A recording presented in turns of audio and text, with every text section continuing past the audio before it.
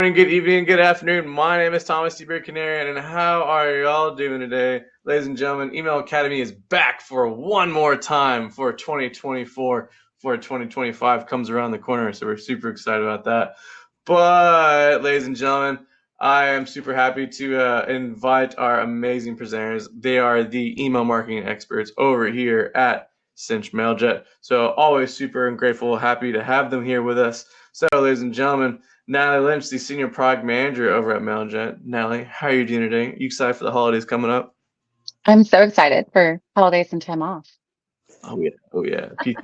Yeah, here we go, here we go. All right, and ladies and gentlemen, representing Shy City, Julia Ritter, the Senior Email Marketing Manager. Julia, how are you doing today? Good to have you. Thank you so much. I'm great. How are you? Pretty good, pretty good. Pretty good. Got good volume today in my hair, so I'm happy about that. But all right, ladies and gentlemen. So, yes, this is an Email Academy. Ask us anything. This is a live Q&A with Natalie and Julia. We are going to do our best to answer all these questions, and if we might have a little time for Q&A, but that just depends. But I will go ahead and let Natalie and Julia take this away. I'll be kind of lurking around in the background. But let me know if y'all need anything, and see you in just a little while. Perfect. Okay, hold on. Let me do slides. Okay. Hello, everyone. Okay, as Thomas said, this is our first Q&A ever. So bear with us. We got over 200 questions. And so thank you, Thomas, for putting Mrs. Doubtfire in the chat and distracting me. We got over 200 questions. So what we did was that we categorized them all in two buckets and then took like the most asked questions. And that's what we're going to cover today. So it's deliverability, strategy, Mailjet functionality, 2025 trends, more. There's a lot to cover today. So we're going to speed on through it. And then if there's time for Q&A at the end, we will do that. And then also we're going to put up a little survey that is just going to stay up throughout the entire event. Like we said, this is our first Q&A. This is our first time doing this. So if you have any feedback on the format, structure, how we're, I don't know, the sound, whatever, please add your comments there so that we can better tailor this to you, because that's why we're doing this. Natalie, anything else to add? No, I think that covers it. We got so much to cover today that we might as well hop on in. Yes. Okay. First topic, deliverability. Yeah. So we got asked a lot of questions about a lot of things. I'm not going to read this whole slide off for everyone, but there are so many acronyms in email marketing and online and everything. There's acronyms for everything these days. So if you want to take a screenshot now or wait for the recording to take a screenshot as just like a quick little fun thing to have so that when you're like, what are these people talking about? You can look at it. I know it's very, very handy for me working across product engineering, marketing, all of the different divisions.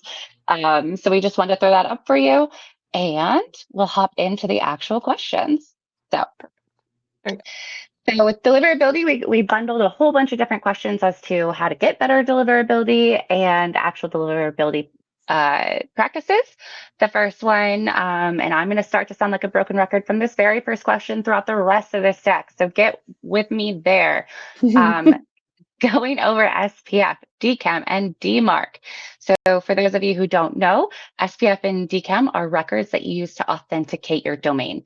An authenticated domain essentially tells your inbox service provider or your ISP that your email is sent by an authorized user, meaning you, right? We know it's you coming to the inbox, and that builds trust with the ISP so they know not to put you in the spam filter. DMARC is an extra record you put on your domain records that builds on that authentication encryption. So it further protects your domain. This is great not just for deliverability, but for protection of your brand, meaning it's harder to spoof, it's harder to phish. So we know that your emails, when they land in the inbox or that you send them to your recipients, are from you. They're from an authenticated source. And I will say it very blanketly, this will help your deliverability. Again, it's building trust with those inbox service providers. Okay, so The future of DMARC. Now, DMARC is something that we don't see as much in email marketing, especially with smaller senders. But as you grow in sending, it's definitely more and more important. I think the future of it is going to be wider adoption. Google and Yahoo this year put in more requirements for bulk senders. And I think that was the start of really buckling down on that spam and those phishing emails that we get, trying to make that inbox a better experience for all of us, right? So I think we're going to see increased regulation, increased adoption, and probably increased enforcement over time. I don't think this will happen right away. I think it'll be gradual over time, but I will expect to see more and more enforcement. Now, DMARC can sound scary. It's kind of a record you have to build yourself. I will say there are plenty of tools that help you do a very simple one to get started. And I recommend adopt early. Figure it out now. Again, it can only help your sender reputation, whether you bulk send or only send, a few hundred emails a day or a week. Landing in the inbox is what matters. Engagement is what matters. So early adoption. I agree. Anything? Yeah. No, I agree. It doesn't hurt. It doesn't hurt. So might as well figure it out now. Right. And again, it can be pretty simple. It can be very intimidating at first because, again, a lot of acronyms. The whole DNS world is a whole nother world. DNS being domain name servers. But Mailjet's been really working on increasing our documentation and really making this as adaptable and as consumable as possible. So yeah, definitely check out resources for it and early adoption. Sorry, not to cut you off, Mailjet, but I just want to say we did do an email academy about how to set this all up and how to authenticate your domain. So if you go to our email academy YouTube, you can find that one. And Natalie walks you through all of it. She's such a wizard. So just a little shameless plug. And we have a tutorial on our documentation of my very professional sounding overwalk of it as well, if you want help with that step by step. Lots of resources. Okay. You're going to start noticing counters because I'm going to start counting how many times I say to authenticate your sending domain because, again, it's just so important. So email warming also can be referred to as IP warming. This is the process of when you start a new ESP, when you start sending, you don't want to just start sending a ton right away. Any change in your sending behavior is a red flag to ISPs. So authenticate your domain if you're with a new ESP, which is email service provider like Mailjet, and start sending incrementally. So you're going to start slowly, you're going to build over time, and you're going to monitor your deliverability and engagement rates. Those engagement rates specifically will really help you identify what's working, what's not working, and how to increase landing in the inbox. There's a very simple overview for it. Again, shameless plug, we've got great documentation all over the place in these processes, but essentially it's just start slow and steady. Slow and steady wins the race. That's what they say, right? It really does. Yep. It wins the inbox. That's not very funny. Okay, so that's domain authentication and email warning. Again, high level, but very important. And thank you for those questions. Thank you for whoever submitted them, because again, I just like my shameless plugs up. Please go authenticate your domain. It only does you good. It only helps. Yeah. Okay, so sender reputation. We're talking about getting in that inbox. Well, your sender reputation is what gets you there, right? Having a good reputation means everything. So number 2, how do I raise my low reputation to high?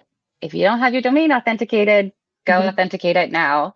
And again, we're going to start building on that send slowly. So if you have a really low, if you're noticing you're hitting spam or you're not getting a ton of engagement, pull back on your email, start sending slowly, and really monitor those engagement metrics. So deliverability, open times, clicks, how many people are engaging with your content. The more people engage, the more inboxes know that people want your content and it's not spam. So it's just really a practice in patience if you have a low one. Again, authenticating your sending domain, really the easiest way to kickstart that journey. Yep. And I just want to note that we did get a lot of questions on how do I increase engagement. We're going to go over that in the strategy section. So stick around. We're not ignoring that part. Absolutely. Do we need to warm up our IP when switching to ESPs? Yes, please do. Please and thank you. Transitioning your IP when you can. Not all ESPs, email service providers, allow you to transition your IP, but if you can, it does help with reputation, right? You've built up your reputation. But any sudden change in your email behavior is a red flag to inboxes, right? So you still want to warm it up and let them know, like, hey, doing this on purpose, because if all of a sudden you've been sending from one email service provider and then you bulk send on the other, they're gonna be like, wait a minute, that Mm-hmm. changed. So it's definitely important to warm it up. You might not have to go through the full process, but definitely still do a warm up on that IP on the new ESP. Yeah. Okay, what key metrics to monitor and assess sender reputation, to assess sender reputation? Well, a ton, right? So audience engagement is the first one I'm going to say. Your engagement is that metric that tells you the email so many EISP, ABC engagement is the metric that tells the inbox service provider again that people want your email. They're opening it, they're investing in it. And that's a really good indication that it's not spam, right? We've all gotten those weird emails. We open it, we either hit spam or delete immediately. Low engagement, low open time, just low everything. So that high engagement increases your reputation. And the higher engagement is built on personalization and delivering engaging content. Send your users what they want, right? And you have a few things you can do on top of that to really monitor and address it. Like if you're seeing low engagement, make sure you're reviewing your email content for like image sizes and verbiage. Don't sound sus, right? Make sure your subject lines and your copy isn't like, you won $1 million, right? Because that sounds like spam. So don't sound sus. Free Regular update. warning. Yeah. Exactly. Regularly update and clean your contact lists. So again, low engagement can indicate a lot of things. I have a lot of these topics in here, so we'll kind of go a little bit more into them. I saw a question in the chat, throw in the Q&A just in case we have time to get to it, Emma. But yeah, so essentially it's all about getting your audience to engage. So it's beneficial for everyone, ISPs, ESPs, you and your consumer, as well as we continue increasing our sender reputation. Anything you want to double down on there, Julia? Or no, I just think we should also have a counter for how many times we're going to say give the people what they want, and because I definitely say that a few times. So, oh my gosh, yes, it's coming. We're a repetitive bunch over here. Yeah, it's all connected. That's why it's all connected. It's just this giant web. Yeah. We should just make a visual of that, Dale. Shocker. Next topic. Gonna sound a little repetitive. Will sending emails to unengaged users negatively affect reputation? Absolutely, yes. Because if you continuously send to unengaged users, you're continuously getting ignored, and the ISP is like, they must not want that, which could land you in the spam box. It could decrease your sender reputation for everything. So yes, it can. So we want to focus on that engagement element. Now, we'll cover it a lot of ways. There's tons of ways to increase engagement. Again, that'll be in the strategy section. But that send reputation is heavily on engagement as well as content. Why are my transactional emails going to spam or not being delivered? I actually recently had to help someone solve this in my personal life because, for one, is your domain authenticated? I didn't count that one because I'm not telling you to authenticate. So that one didn't get a counter. That's a freebie, y'all. A few recommendations on this. Isolate send reputation between your marketing and your transactional send. So on Mailjet, we call it sub-accounts. Different ESPs or email service providers have different ways of doing it. We do this very intentionally so that if for some reason you have a marketing campaign that gets low engagement, that impacts your sender reputation, your transactional messages won't be impacted by that reputation. You want a separate reputation for both because transactional messages they can be very, very important, right? Forgot password not showing up, that's a problem. So first, I would say I recommend splitting out your sender reputation on different sub accounts. On Mailjet, we have like separate API keys. A lot of ESPs follow the same procedure. Also, make sure that the email you're triggering is actually transactional. This can be a little bit of a gray area, so it can be a little confusing, but it needs to be triggered by a user action on your site. So forget password, a I can't think of any other right now, but you know what I mean. Like a confirmation email of Confirmation of yeah. purchase. Yeah. But non-critical account, like monthly summaries or weekly summaries or things like that, consider adding an unsub. It might be critical account information to you, but the user might not see it that way. And instead of getting low engagement and hurting your sender reputation, just throw an unsub link on that. If they don't want that information, they don't want it. Engagement matters on transactional almost a little bit more because a transactional email should be engaged with and quickly, right? So usually they expire after a certain amount of time if it's a password reset. So if you're not getting engagement on those, again, that's indicating to the inbox service provider that it's likely not transactional and it's likely spam. So engagement matters. Monitor on your transactions. Split your send so that your marketing doesn't hurt your transactional send, and consider that unsub on non-critical account related information.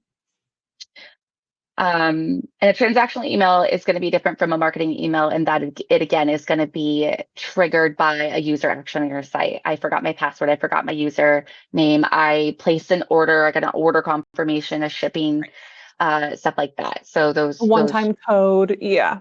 One-time code to 2FA. Yeah. So that's it's triggered by the user off your site. Yep. Okay.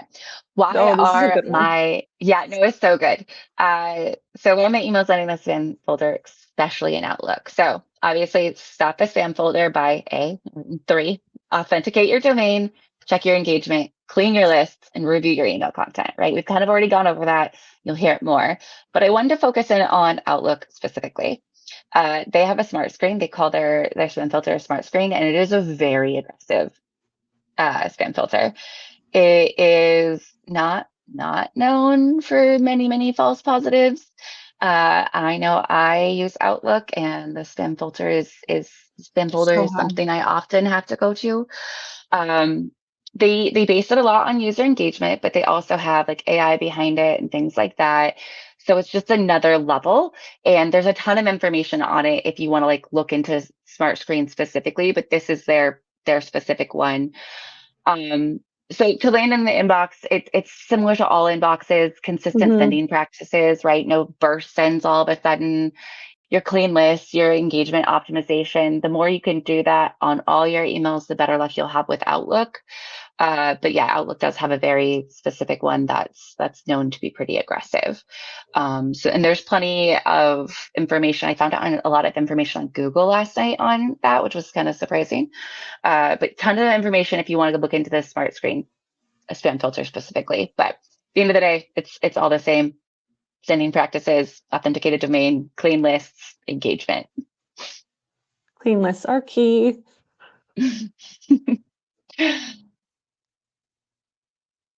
All right. What are best practices? I had to do this image because, again, by now I'm already sounding like a broken record. Authenticate your domain. That's number 4. I put the wrong number up. No, you Maintain did. list. Yeah, I meant with my hands. I went like 3 first. I didn't even notice. Shouldn't have called myself out. Maintain list hygiene. So you want to regularly remove invalid or unengaged contacts from your list. Invalid being like maybe they fat fingered it, maybe it no longer works, maybe it's bouncing. I would say remove hard bounces immediately. If an email hard bounces, don't ever send to it again. Full stop. Yeah.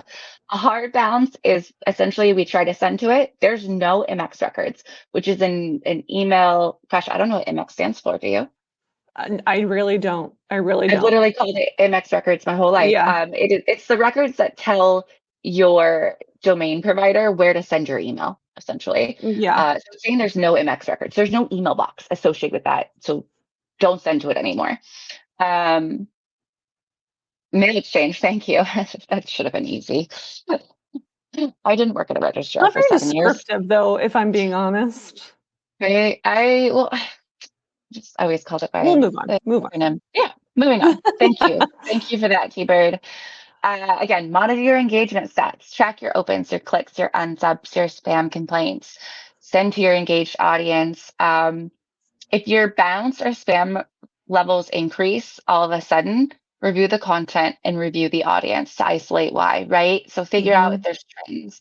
Is there a certain contact forum that you're collecting context from that those people are unsubscribing or reporting spam more than others? Maybe where you're gathering content is meaning those contacts is not engaging the right user. So try to follow those trends and figure out where it's happening to eliminate the source at the root. But in the meantime, if you see a increase in bounce or spam rates, check out your content. Like, was it different? Is it irregular? Is there an audience maybe that it went to? So very important. Again, monitor those click and opens to know when your audience is engaged, and then optimize to send at that time. So we know within Mailjet, most ESPs, when users are clicking, when they're opening, and you can take a look at that and say, hey, based on this, maybe I should create a segment to send at this time to versus this time to different users, because they're more engaged, and the more engagement, the better you have email deliverability. The last one seems obvious, but I want to say it. Make sure you put a clear unsubscribe option in there. Some people try to hide it. It doesn't stop us from unsubscribing. Right. If they don't want to read your content, like, they can go find less, right? I love an unsubscribe. It's like, great, get out of here. Not get out of here. That's rude. But like, I don't want to bug you. I want to only be sending to people who like us. Yeah, and I will say, like, inboxes, like my Google has, they're putting unsubscribes up there for you. Yeah. So I would rather use the content, the persons, because it's going to give you engagement. That's going to let you know. But if I'm just clicking Google's because I can't find yours, that could cause problems for you. So you'll get marked as make spam. it clear. Yeah, don't make it like 9-point font at the very bottom and hidden. It's mean. Or like, I don't like when they're in like a very long sentence or something at the bottom. Well, they just weird. Well, like, we all know where they're supposed to be, and if they're not there, I'm just have to go searching. It's like the Where's Waldo of unsubs. Unsubscribes. That's good. Yeah, so a little bit of a broken record, but as much as we can drill that information into your head, like this, it's engagement, it's putting lists, it's just the best practices over and over again applied will make your sending reputation amazing. You'll land in the inbox. It's wonderful. Yep. So okay, on a strategy. Take it over, girly. Okay, just kidding. Just a reminder about the survey. If you just to tell us how you like this format, because that's a good representation of how we're going to go throughout the rest of this. So you have a just so you don't forget at the end. Or if you just want to tell us you love us, that works too. Yes, that's true too. We want to know. Okay, so again, got a lot of strategy questions. So we're going to go through one by one. And these are, just so you know, like the actual questions that we got in the form. We did edit some for like length or like typos, but just, we didn't make these up. Like, these are actually like straight from the registration. Okay, welcome journeys. What are your? That sounded sus a little bit. Like, we didn't make these up. These aren't the We ones that we wanted up. to answer. Don't we really worry about didn't. it. But that did sound like, don't use that as a subject line. Yeah. I might, because it's clickbaity. Like I said, we got over 200. So I don't have that kind of time to make up questions. Welcome journeys. What are your best practices and no-goes? Here's our do and don'ts. Do, remind them what they signed up for and what to expect from you, and do that in a timely manner. So pretty quick, at least the welcome email, pretty quick after they signed up, they've made a purchase. They sign up for a blog, but that kind of covers that too. Teaching them about your platform, your product, etc. I really love education when it comes to welcome series, because then it's not just like salesy or product or like whatever you're selling content, but just like more info about you, about who, where they can reach out to. It's my next bullet. If they need help, let them know like how to reach you. Can they reply to your email? Can they submit a support ticket? Things like that. Keep it going. Find the sweet spot of timing, or estimate what comes next, or establish. Sorry, I shouldn't have abbreviated that. Establish what comes next after your welcome journey. How long is your welcome journey going to be? And then what are you going to do after they're out of that welcome journey? Again, we're going to get into nurturing, but that's where that can like lead off into, that's like a waterfall. I only have one don't. Don't forget to send them anything. make sure you're sending them something so that they know that you actually acknowledge them. Send them many somethings.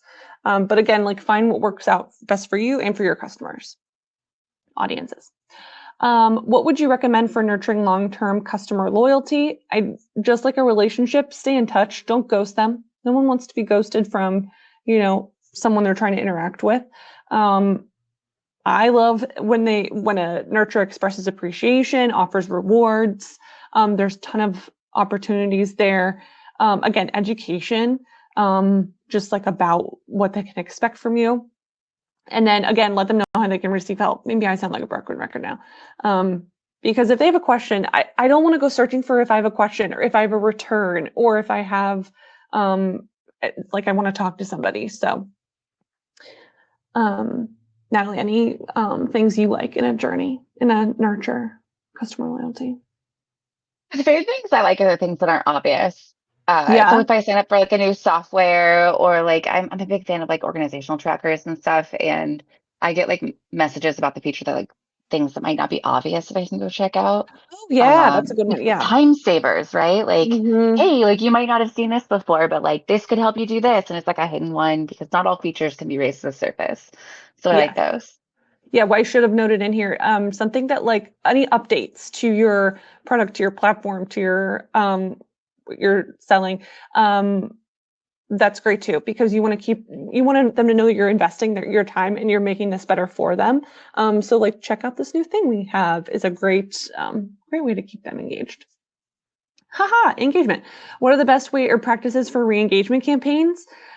First, establish what you consider to be disengaged, and how this might change over time and for different audience members. You could do the classic "We miss you" message, offering a benefit. People use FOMO, and you can A/B test the effectiveness. I love an A/B test. I think it's so helpful.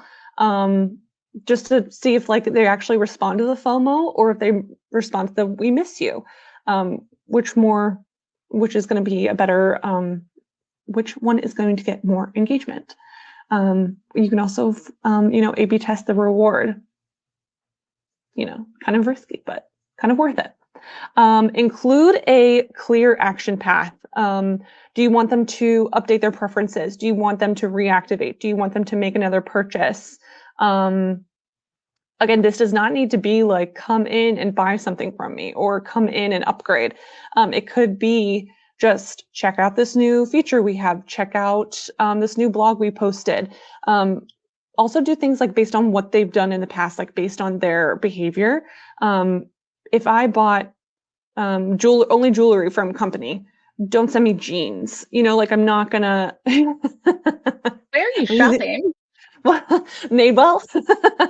But actually I do buy their jeans and I buy their jewelry. So, but it was just an example. Don't do something like totally out of the box. Again, you could test that. Maybe they want something out of the box. They've been looking elsewhere for it. There's tons of opportunity. And like I said, this is also a good opportunity for a nurture campaign. I do this, when someone becomes inactive, I kind of nurture them rather than just send a "We miss you" out of nowhere. And remind them to come back and take a look at things. Just a little insight. But yeah, go ahead, Emily. Let's see, the reminders are my favorite. I am a big fan of like testing softwares and stuff. And sometimes I legit will forget which ones I've signed up for. Not. So I love getting the reminders, being like, hey, like, come check us out again. Like, wait, where'd you go? Right. I love those because it's like, oh yeah, that's the name of it. Exactly. Yeah, I'm a forgetful person. I'm gonna forget I sent it personally.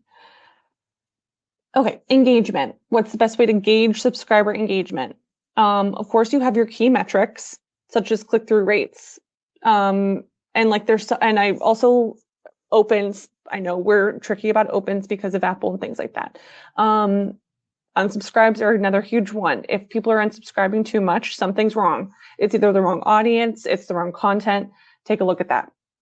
And their subsequent actions. I'm big on that right now because what are they doing after they engage with the email? Or did they do something and they didn't engage with the email anyway? Did they do what I wanted them to do, but not through the email? Why not? I'm really into that lately. We're tricky about opens. I'm sorry, that is a weird way to say that. Because of the Apple and Yahoo regulations, they're opens aren't as reliable anymore because of those. I'm not going to explain this well, which is really bad. I think we do have a blog on it, which we will include. But basically, like opens are being registered or not being registered when someone opens an email. And so it's not a reliable metric for some recipients, not all, only Apple users. Anything else you Yeah, it's usually native Apple devices as well. They just have different protocols and how they allow tracking and stuff to protect the users, so it's a little less reliable on those devices. Typically, you do get device information on your users when you send though, so Yeah. you can have a good idea as to how reliable it is. And then obviously more people are coming out with like those bot engagement and bot click opens and stuff to determine that a little bit more reliable. Yes, big mention about bot clicks. Bot clicks or be like when you send an email to someone and their security practices in between the inbox and when you send it will click the email for you, click the email for the recipient to make sure it's not spammy. And then that will sometimes show in the ESP's metrics. So that's tricky. Yeah, we do have a slide on this coming up. Oh, sorry.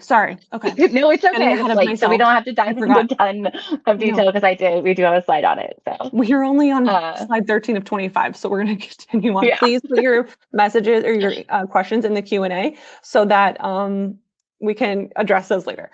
Okay. What's subscriber engagement? We're still on this. Post email engagement actions. Did they click out to your blog? Can you get any information from your Google Analytics or from your web team about like how long they spent on the blog? Did they then go somewhere else? Did they sign up for your platform or make a purchase after they clicked on something from your email? Again, how else do they interact with you? Do they reply? I get a lot of replies to our emails and I try to respond to all of them. So that's one way I know people are actually looking at them. Thank you, by the way. Versus like, do they join webinars like this? This is a great way to see our engagement and ask a ton of questions. Okay, how do we optimize open and click rates? Say this again, A/B test. That's the first one. You can A/B test anything, but again, one variable at a time. So only test the subject line, not subject line and pre-header, or you can also do the sender name to see if would you rather receive an email from Julia at Mailjet or the Mailjet team? Something like that. Use clear CTAs to guide clicks. Less to click is more in the long run. I see this all the time. People will if you have a lot of links in your email, they won't know which one to go to first. There's too much analysis paralysis, and then they click on. They're not going to come back. They're going to click one thing and not come back. So make sure you have a clear call to action of what you want them to do and a clear way to get there. Time your emails based on recipient behavior, time zones, things like that.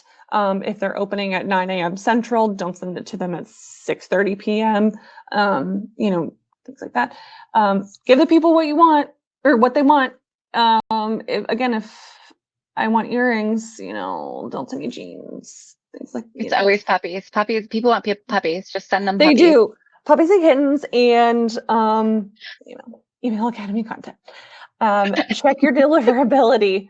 Like Natalie said, engagement is attached to deliverability. So if your opens and clicks are low, maybe it's because you're not landing in the inbox. What's your process for analyzing metrics after a campaign? Okay, I send a campaign. I watch it like a hawk because I like validation. I review things like the basics: open rate, click rate, unsubscribe rate. I made a typo there. I review any conversions or actions. What links did they click on? Did they upgrade or did they downgrade? What is going on after that email has been sent and for what time period? Sometimes I look up to a week. Sometimes I give it 24 hours. For email metrics, I like to do a full 48 hours because people are still engaging with it. But then sometimes I keep then like I think that they would take action within 24 hours after that email engagement. Identify areas of improvement by comparing A/B tests. Good golly, I mentioned that a lot in here. I need a counter. Yeah, how did my A/B tests go? Did they click on version A over version B in a huge difference? Was it statistically significant, or was it not enough of a difference? Maybe my subject lines weren't as broad or as different as I thought. And then, collect them over time. You're not going to get everything you need from one campaign. Do it like a couple times to see to the same audience, to see like what they engage with most, and then use that for future campaigns. Okay. Personalization. Sorry, just want to make sure I did that right. Okay, that's engagement. Okay. Difference between personalization and hyper-personalization. Personalization is using basic content data, like basic data like first name. Hi, Natalie. Here is your Mailjet one-time password or something like that. Versus hyper-personalization uses behavioral and contextual data. So like an abandoned cart. Hey, we saw you left these earrings in your cart. Come back and take another look, or here's 10% off. Versus like, hey, Julia, go back to your cart. You forgot something. Like I want to be reminded what I actually left in there. And if I really want it again, you can do this with like blogs, with, transactional emails. This is good too. Like if someone upgrades, I put like their new plan and what they're getting in their new plan, so that they're reminded of what features they have. So that's nice. Natalie, any comments there? No, I don't think so. Okay. I love them. No, I was just thinking about it. Like, I love the abandoned cart ones just because, like, I often get coupons from them. So I just like, sometimes I'll do it on purpose. So that is a workaround. How can we create personalized email campaigns in an omni-channel strategy? I think timing is everything here. Really work with if it's just you doing it, then you already know everything. But work with your team to look at like, okay, when is your in-app communication going to go out versus your social post versus your email campaign versus your something else, your paid ad or something.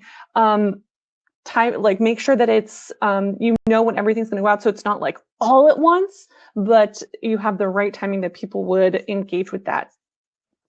And then use behavioral triggers and dynamic content. Those are your assistants here.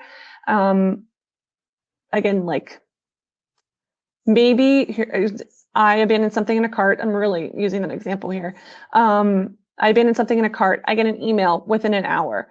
If I don't take action then, like maybe I get a paid ad or something within 2 days. Just to remind me that like, oh, Madewell has really cute earrings or something. You really like their earrings. I really don't. Like I've only bought them like a couple times. It's just the first thing that came to mind now, and now I'm just using it. And then you want to maintain consistent messaging across all your touch points. So like I said, earrings. If there's an offer in one place, maybe put it in multiple so they know they can still get it. Okay, how can small teams make sure they send out segmented and personalized emails with limited resources available? First of all, you are small but mighty. Okay, I am part of a small team, and we, so now there are things to use in your favorite. What's that? It's like we're on the same team, but yeah. Yeah. Just because we say personalized does not mean that it's a one-to-one email. You don't need to go and create a whole email just to send it to me. You're just putting in the effort to personalize the email to show that it matches. Small but scrappy. That's a good one. Thanks, Chloe. You're just that their experience matters to you, so you're putting in the effort to do that personalization. Use automations to your advantage so that you don't have to build something and send every day. Work ahead so that you can just put someone in the nurture and be on their way.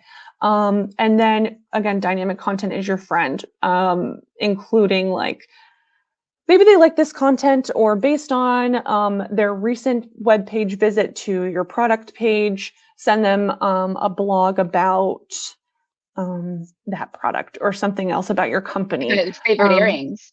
Their favorite earrings, or something that, like,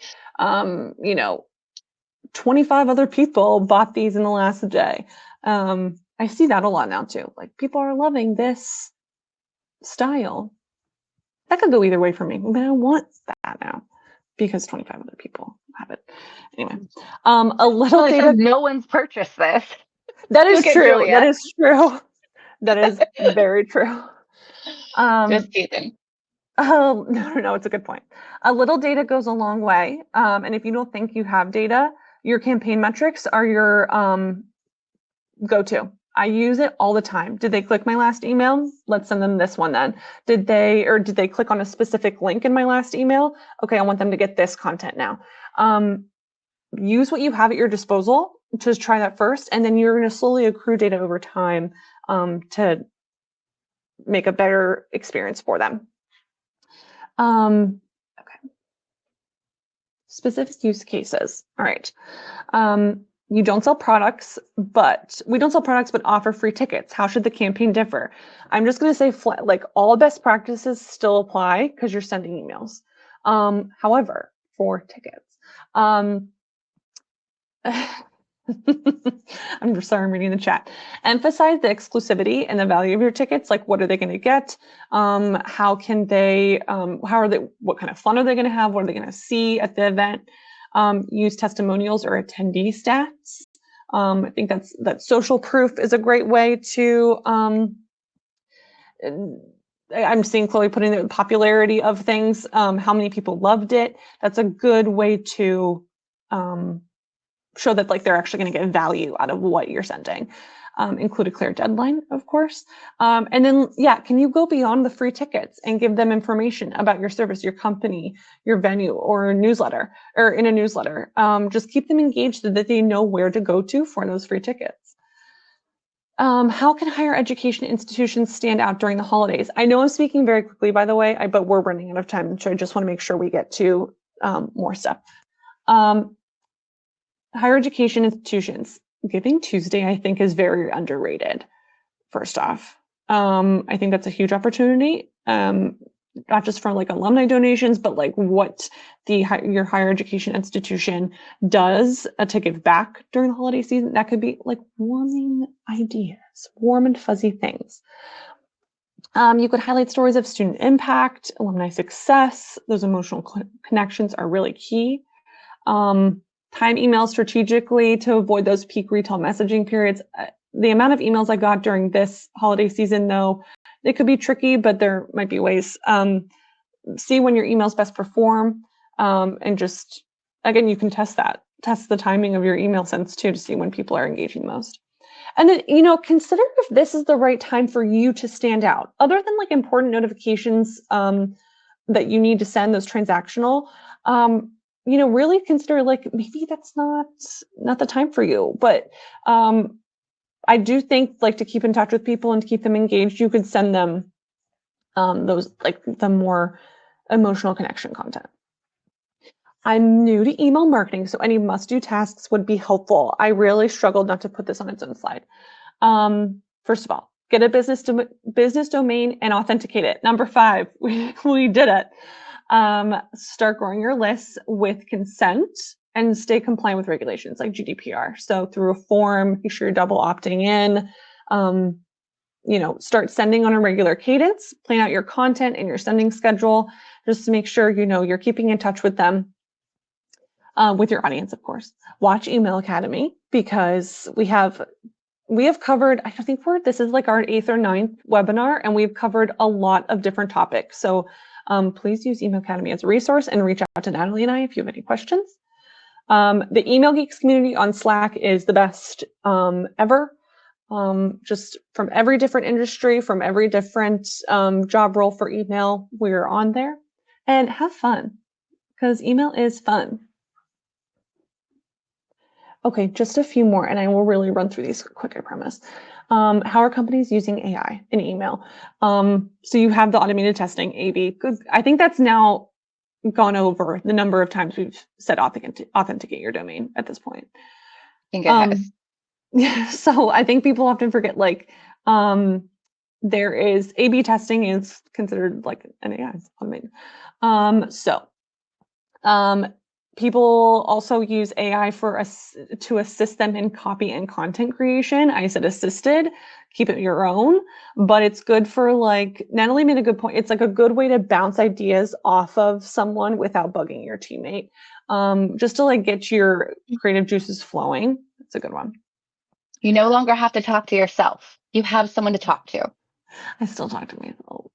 I do too. But it's still useful. It's good for a too long didn't read, a TLDR. If your email is 3 pages long, woof, don't put that in an email. You can put it in, ChatGPT and see if they can make it more concise to trim down to the actual, like, crux of it if you can't. And then it's good for quick explanations on things. How do I set up a webhook, an integration? Those little, things, like a good step-by-step walkthrough. Best way to determine email benchmarks. I think this is very hard to compare your email strategies and metrics with other people in the email world, because you don't know specifics about their strategy. You don't know their deliverability health. You don't know their audience size. So they could say, oh yeah, we have a 90% open rate. Maybe they consider that total opens, and that is cheating. Not cheating, but, like, unique opens is better, so, like, they can tweak their data to make it look better, but that's not really efficient for you. It's not really accurate for you. I encourage you to create your own benchmarks. So look at your current metrics, where they stand, and then create a plan for your tests, for your new campaigns, content, etc. And then for the same audience or something similar, and then you can review the exact same metrics at a later date. So look at your open rates, your click rates, your unsubscribes, and see what has changed. So that you can say, okay, my KPI for next year is increasing my click rate by 3% or something. So use yourself. You are your own teacher. Okay, this was a great question. I manage a large list collected over decades. Some of the members are from a time before regulations, so like GDPR and all of that. How do I best clean my list? We always recommend to clean your list at least once a quarter. That goes across the board for everyone in this channel. Just get those invalids off, get those mailbox or full out of there, those spam traps that might be lurking. You could try a re-engagement campaign to the less engaged, or start segmenting out the people who are less engaged. I did ask our legal counsel about this, because I was like, this is such a good question, and I want to make sure I'm giving you the right advice. So this comes down to your time frame, your industry, and your business specific. So if you also have a legal team, I would clarify with them what they would prefer you to do. I'd also love to talk to you about your engagement with Decades Old, just because that's so interesting to me. So let's talk. Natalie and I were talking about this after the PowerPoint was uploaded. But a preference center would be a huge help to you, I think. Just to, like, you can email it to those Decades Old contacts and say, what specifically from our company would you like to hear more about? And then they can choose. And then that is them opting in. Okay, Natalie, anything to note here? Because I know we're literally at 10 minutes. I know, we have so much content. Nope, I'm good. Okay. All right, we might not make it through all of this. Yeah, we might not make it through all of this, but we're gonna try. How do I this is repetitive too, so I'm gonna kind of highlight some things here and there. How do I create consistent branding across both a form and landing page? I'm gonna first say check out BrandKit. More additions will be coming to BrandKit. It's a new feature release. It's in Mailjet. Check it out. It will help you with this. Additionally, global settings in the editor will help you with this. It allows you to set those, so you don't have to set them for every block. Image gallery will allow you to store your assets in there and edit those images, so it's just in the application. And you can insert that form directly from in the landing page if you haven't seen that yet. And then save sections, which I threw in there last minute. I've got some pictures on it. So there's a lot of tools, and I've got some pictures on it in a few slides. I'm gonna hop real quick. How accurate are the renderings of email previews across different clients? This is our email previews feature. So they're actual live screenshots. So we have actual devices we're taking screenshots on. I can say that it's going to 100% perfection is impossible at any point. However, and there's things that vary based on like the device or like the settings of the user that could impact that. But we recommend you preview your email as close to the, or if not exactly the email you're going to send to your users to get that best real time effect. And like I said, they're real screenshots. We're sending them to real devices and real inboxes and taking real screenshots. So pretty darn accurate. Are there specific Mailjet integrations to help bridge data silos?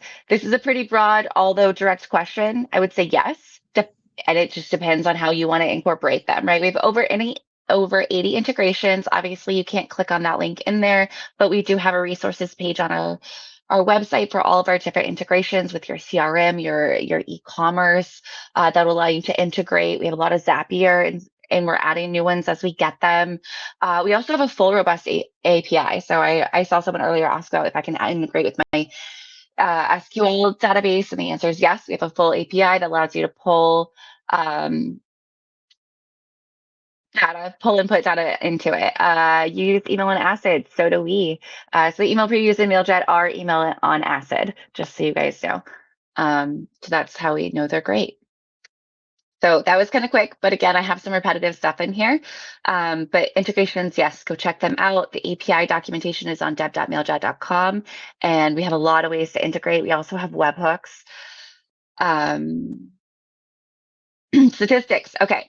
How accurate are click and open rates? So both open and click rates can be impacted by bot clicks, as I think we're all very aware. Where I kind of got 2 questions on this. It was like, it seems like there's way too many.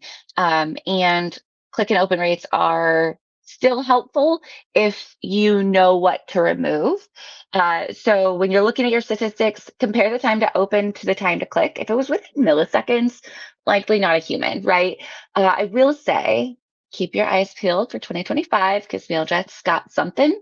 We love customer feedback, and we've actioned on it. So we've got something on our sleeves to deal with these pesky little bots coming up. But in the meantime, you'll sometimes see like the click rate is higher than the open rate. Those are going to be the security programs that are going through and screening them. And you can tell based on the timestamp that's in the clicks. It's kind of small on my screen. I don't know what it looks like on you guys' screen, but you can kind of see where we have the top different ones where it's like activity and links, and you have a click map, and it'll show you unique clicks as well as timestamps. So you can narrow those down if you really need to get that precision. But again, stay tuned. We're gonna do some of that work for you soon. Contacts, how to delete, unsubscribe, blocked, bounced spam contacts from your email list. So in Mailjet, we have like an all contacts, first contact lists. We have a one to many, right? You can have many of your contacts on, or one of your contacts on multiple of your contact lists. If you go into all contacts, you can filter by those different specific things, spam, bounce, and then select all or select some, delete all. If you have like a large list, it's like you don't want to go through and click or select all and delete. You can also upload a list of emails you'd like to remove. So that's that manage contacts up there. So yeah, this is on your all contacts, and you can sort based on the ones that you want to do. You delete them, it'll remove it from all of your contact lists. You just need to do it in the all contacts section.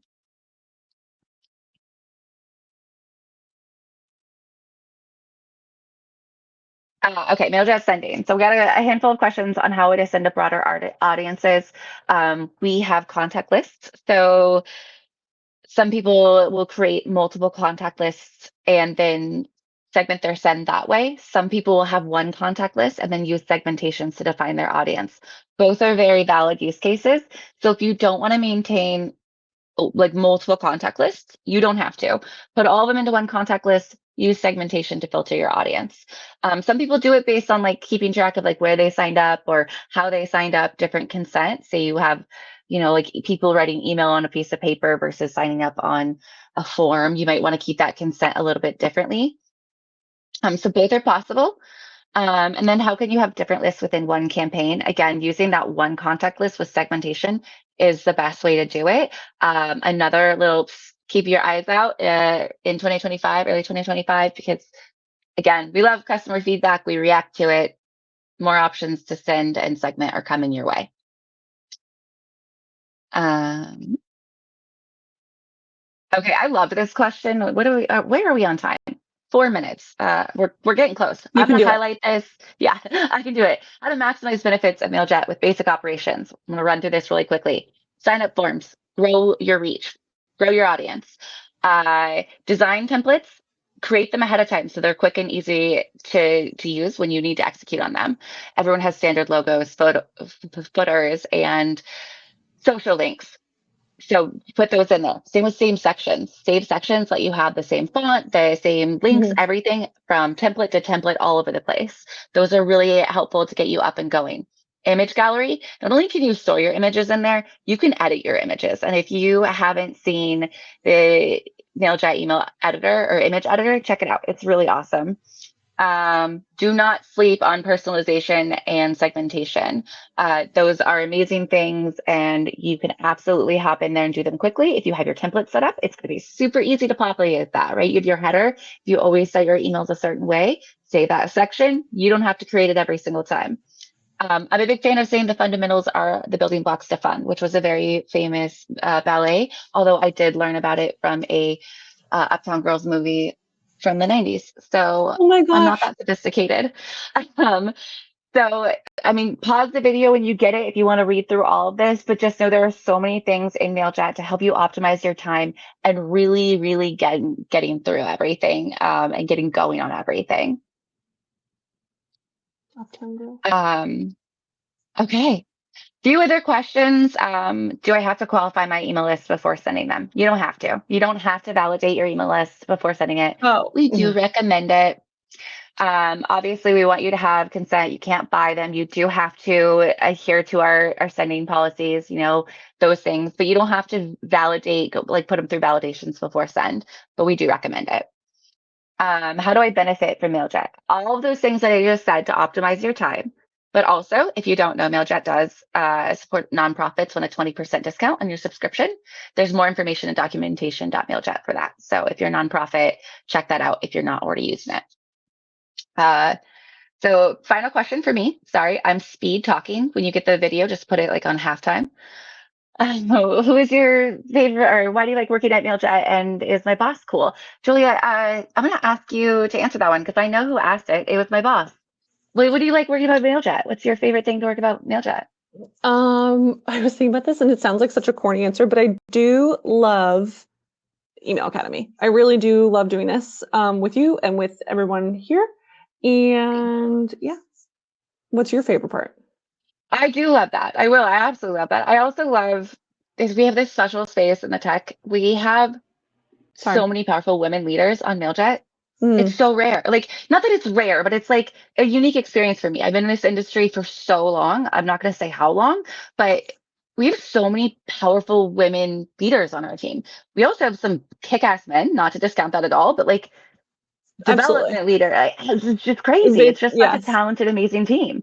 But I also do really love Email Academy so much. Too.